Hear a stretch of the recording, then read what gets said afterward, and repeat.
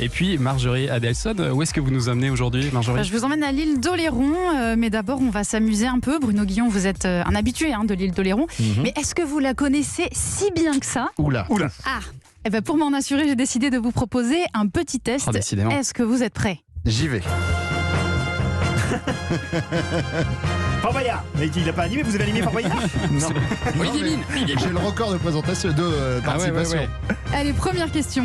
Combien de communes compte la ville d'Oléron ? Je dirais une dizaine. Un petit peu moins. 8. Allez, bonne réponse. On vous accorde un demi-point. Alors, si je suis sur la plage de Gatso, dans quelle commune je me trouve ? Gatso, oh là là, vous êtes pas loin de Saint-Trojan ? Exactement, Yes. bonne réponse. Allez, une dernière pour la route. En quelle année a été inauguré le pont d'Oléron ? Oh, c'est dur.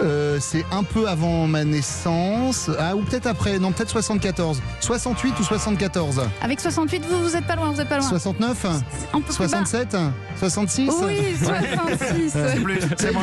À l'entrée du pont de l'Oléron, il y a une stèle où il y a marqué ce pont a été construit, etc. Et il n'y a eu aucun mort durant la construction. Et moi, quand j'étais petit, j'étais persuadé que justement, c'était une stèle qui annonçait qu'il y avait plein de gens qui étaient morts en construisant ce pont. C'est affreux. Voilà, anecdote de gaieté. Bon, vous n'êtes pas trop mal sorti, ça va, vous connaissez bien l'île. C'est voyant, Merci. c'est voyant.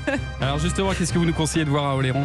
Alors Oléron, c'est d'abord ses plages avec ses 100 km de côte. Vous en trouverez forcément une où vous vous sentirez Il y bien. a des plages magnifiques. Et oui, là. selon si on aime les vagues ou pas.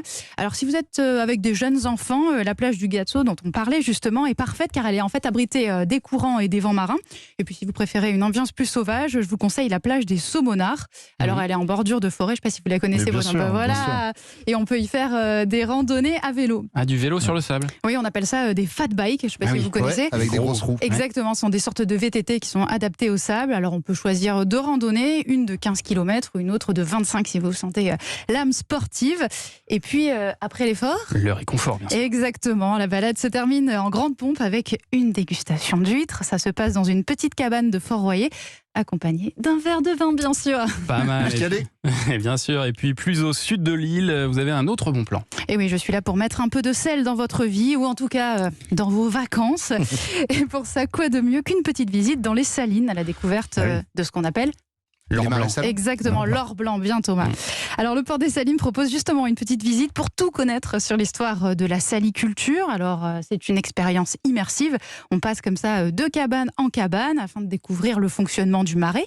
Et puis jusqu'à la fin du mois, vous pouvez même vous initier à la récolte du sel avec un paludier. Voilà, profitez, c'est Sympa. jusqu'à la fin du mois. Je ne sais pas si ça vous tente. Bah oui, c'est sympa comme carrément, tout. ouais. Allez, on va quitter Oléron maintenant, mais on reste en Charente-Maritime. Oui, on part à Saint-Césaire et on remonte le temps à la découverte des hommes Connaissez préhistoriques. Bah oui, bien sûr, c'est le site de paléontologie. Saint-Césaire. Exactement, voilà, vous m'avez devancé. Alors justement, on est en ligne avec Vincent Arnutano. Vous êtes le responsable. Bonjour. Bonjour Vincent. Bonjour Marjorie, bonjour à tous. Alors Bonjour. vous êtes le directeur du Paléosite. Alors pour ceux qui connaissent pas, parce que Bruno Guillon visiblement est un fin connaisseur, c'est un lieu immersif qui nous permet d'en savoir plus sur la préhistoire, c'est ça ? Absolument. Donc il a été construit sur le lieu même de la découverte de Pierrette, qui est une Néandertal. Et donc il fait 2000 mètres carrés environ. Et puis il est assis sur 18 hectares de forêt. Donc c'est un site sur lequel il faut compter à peu près 3 à 4 heures de visite minimum et qui vous immerge complètement en préhistoire. C'est vraiment la volonté du département, c'est de dire que vous venez aventure unique et une aventure qui vous emmène dans les vieux temps. Alors justement, cette aventure unique, elle commence par une exposition, je crois. Absolument. Donc, quand vous arrivez, vous découvrez ce qu'on appelle le hall. Sur place, il y a des animaux qui ont disparu évidemment, comme le mégalocéros, un cerf géant, une famille à tigres de sabre, des rhinocéros laineux, un mammouth, et puis évidemment des vestiges de crâne des animaux, en comparant toujours ces animaux qui étaient gigantesques et qui ont disparu vers moins 10 000, moins 12 000 ans. Voilà, donc ils sont complètement reconstitués, notamment en grandeur nature et avec des poils aussi, c'est ça ? Absolument, et c'est ce qu'on appelle les reconstitutions hyper réalistes, et vous y croyez. Je crois qu'il y a un Bruno Guillon avec des poils aussi qu'on peut voir à l'entrée. Non mais qui j'y est, suis allé, c'est génial à faire, notamment avec les enfants, c'est extraordinaire. Ah ouais. Le site est vraiment super. Ouais. Exactement. Et puis en plus, dans l'exposition, il y a des thèmes qui sont assez peu abordés quand on parle de préhistoire. Notamment, vous nous parlez de l'importance des femmes dans la préhistoire. Absolument. Alors, c'est un sujet qui tient à cœur, parce que c'est un crâne de néandertalienne qu'on a retrouvé, qui a à peu près 20 ans.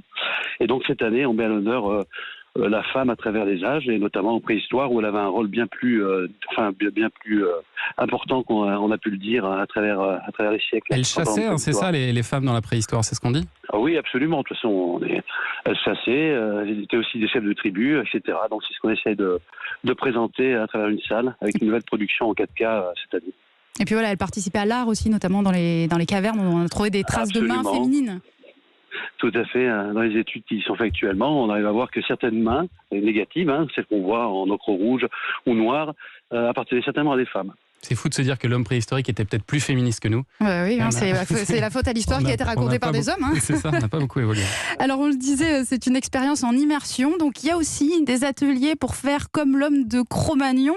En quoi ça consiste ? Alors oui, le site il se veut vraiment ludique et pédagogique, et donc on immerge complètement le visiteur. Alors quand il y a beaucoup de monde, étant donné qu'il y en a beaucoup, les ateliers sont démonstratifs. Alors on a fixé des ateliers en fin de journée sur lesquels on appelle ça des ateliers participatifs, où quand vous avez vu l'animateur faire du feu, là on vous donne un kit et puis vous faites du feu par friction, par percussion, vous faites de l'art, voilà, donc tout autour de la participation et de l'immersion. Voilà, donc on apprend à faire du feu comme à l'époque. Merci beaucoup Vincent Arnutano. Je vous en prie, merci à vous. Je rappelle que vous êtes le directeur du Paléosite. Merci.